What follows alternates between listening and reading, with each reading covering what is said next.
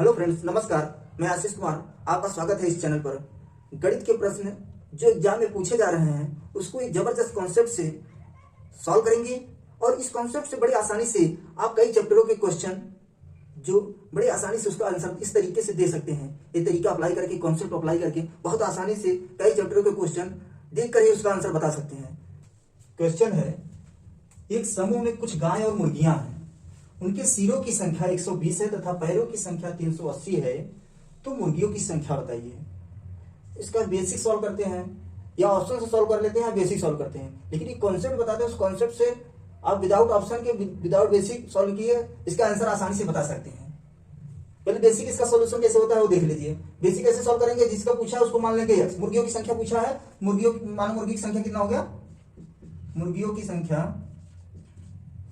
x मान लेंगे, ठीक है। और सिरों की संख्या कितना है 120। 120 में से x अगर घटा देंगे तो हमको गाय की संख्या प्राप्त हो जाएगी। और इनके टोटल मुर्गियों और गायों के पैरों की संख्या दिया है 380। अब इनके पैरों की संख्या, मुर्गी कितने पैर होते हैं, 2। यहां 2 से मल्टीप्लाई कर देंगे और इसमें 4 से मल्टीप्लाई कर देंगे तो इनके पैरों की संख्या आ जाएगी। और इन दोनों को जोड़ने पर पैरों की संख्या कितना दिया है 380, तो जोड़ देंगे 2x plus 120 minus x into 4 equal to 380। अब यहां से मल्टीप्लाई कर दीजिए, यहां से 2x हो जाएगा plus 480 minus 4x equal to 380, ठीक है।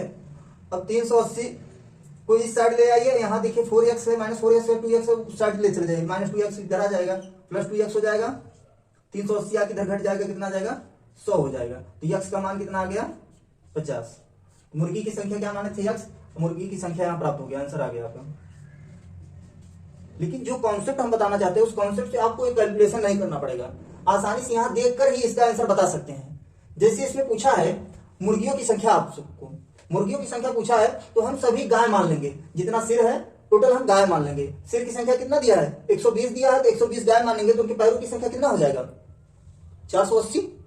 अब यहाँ पैरों की संख्या प्रश्न में कितना दिया है 380, बस इसका डिफरेंट देख लेंगे, जो डिफरेंट आएगा उसको आधा कर देंगे। आधा इसलिए कर रहे हैं कि इनके पैरों की जो डिफरेंट है वो 2 है, इसीलिए 2 से हम भाग कर देंगे। बस इसी कॉन्सेप्ट से इसका आंसर देख कर ही बता सकते हैं। यहाँ किसका पूछा है, मुर्गी का पूछा है, तो हम क्या करेंगे, सभी गाय मान लेंगे। सभी गाय मानेंगे तो उनके पैरों की संख्या 480 हो जाएगी। 120 सिर है, अगर सभी गाय हो जाएंगे तो उनके पैरों की संख्या 480 हो जाएंगी। लेकिन प्रश्न में कितना दिया है पैरों की संख्या 380, इनका डिफरेंट देख लेंगे, डिफरेंट कितना आ गया 100। अब इसी को आधा कर देना है, मेरा आंसर आ जाएगा 50। 50 क्या आ जाएंगे, मुर्गी आ जाएंगी, ठीक है। इस कॉन्सेप्ट से आप बहुत इजी तरीके से क्वेश्चन देखकर ही इसका आंसर बता सकते हैं। और ये कॉन्सेप्ट बस एक ही प्रकार का प्रश्न नहीं लगेगा, ये कई चैप्टरों में लगेगा। जैसे आपके साधारण ब्याज में भी अमाउंट दे देगा, कुछ अमाउंट बोल देगा 10% पे, कुछ 15% पे दिया गया है, ब्याज इतना प्राप्त है तो 15% पे दिया गया अमाउंट बताइए, उसमें भी ये कॉन्सेप्ट अप्लाई करके इसका आंसर बता सकते हैं। चलिए देखिए वो भी आपको बता देते हैं।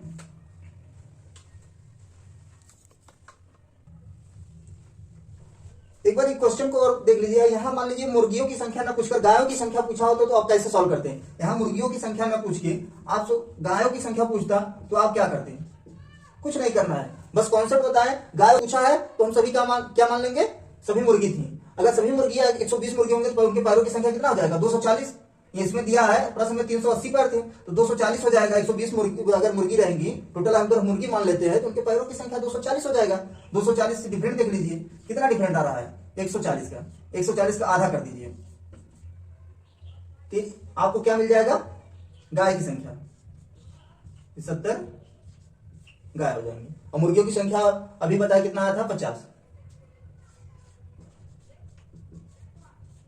समझ में आया, आपसे जो पूछ रहा है बस उसके विपरीत वाला सभी मान लीजिए। गाय पूछा है मुर्गी मान लीजिए, मुर्गी को पूछा है गाय मान लीजिए, टोटल बस उनके पैरों की संख्या जो प्रश्न में पैरों की संख्या दिया है उससे डिफरेंट देख लीजिए। डिफरेंट देखने के बाद उसका आधा कर दीजिए। आधा किस लिए कर रहे हैं, इनके पैरों का डिफरेंट 2 है इसलिए 2 का भाग कर दे रहे हैं। 10% पे दिया जाने वाला राशि है। साधारण ब्याज के क्वेश्चन में कैसे इसको अप्लाई करते हैं उसको देखते हैं।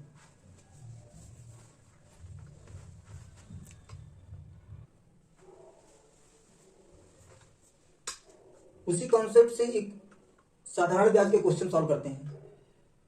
जो कॉन्सेप्ट अभी बताएं उसी कॉन्सेप्ट से एक क्वेश्चन को बहुत आसानी से सॉल्व कर सकते हैं। कॉन्सेप्ट क्या था, जो पूछा है उसके विपरीत वाला हम टोटल मान लेंगे। राशि कितना दिया है, पूरा 15,000 रुपए दिया है। 15,000 रुपए को आपको 15% पर कितना राशि दिया है वो पूछा है, तो हम क्या करेंगे, सभी जो है 10% पे निकाल लेंगे। अमाउंट जितना दिया है सभी अमाउंट पर 10% रेट निकाल लेंगे। रेट निकालने के बाद जो इसमें ब्याज मिल रहा है उस ब्याज से तुलना करेंगे। तुलना करने के बाद जो रेट का डिफरेंट है उसी से हम उसके इक्वल कर देंगे, तो हमारा आंसर आ जाएगा। देखो कैसे इसको सॉल्व करते हैं। 15% वाला पूछा है, हम 10% निकालेंगे। 10% क्या होता है, 1/10। इसका 1/10 निकालिए, कितना आ जाएगा, 1500 रुपए प्राप्त हो जाएगा ब्याज के रूप में। 15,000 रुपए का अगर हम 10% निकालेंगे तो कितना प्राप्त होगा, 1500 रुपए। यही ब्याज मिला, लेकिन प्रश्न में कितना ब्याज दिया है, कितना प्राप्त हो रहा है, 2000। तो इसका डिफरेंट कितना आ रहा है, 500 का। डिफरेंट कितना है, 500 रुपए का। यही 500 रुपए उन रेट के डिफरेंट के इक्वल है। रेट का डिफरेंट कितना है, 10%, 15%, इसका डिफरेंट 5% है। ये 5% बराबर हुआ 500। तो 100% कितना होगा, 100% कितना हो जाएगा, 20 गुना है ना, इसका भी 20 गुना कर देंगे, 10,000 रुपए। यानी 10,000 रुपए जो है वो 15% पर लगाया था। उधार जो है 10,000 रुपए वो 15% पे दिया था और शेष 5,000 रुपए 10% पे दिया था। ठीक है, अगर यहां देखिए क्वेश्चन को थोड़ा मॉडिफाई करते हैं, 15% वाला ना पूछ के 10% वाला पूछता तो कैसे सॉल्व करते हैं। 10% पे दिया जाने वाला राशि कितना है, तो हम सभी 15% निकाल लेंगे। रेट निकालेंगे 15% टोटल अमाउंट का, कितना आ जाएगा, 15,000 का 15%, 15,000 का 15% निकालेंगे, 2250 रुपए आया। लेकिन दिया कितना है, 2000। इसका डिफरेंट कितना आ रहा है, 250 रुपए का। और रेट का डिफरेंट कितना है, 5%। यही 5% बराबर इतना आया है। तो 100% कितना हो जाएगा, यहां से देखिए 1% बराबर 50, तो 100% बराबर 5,000।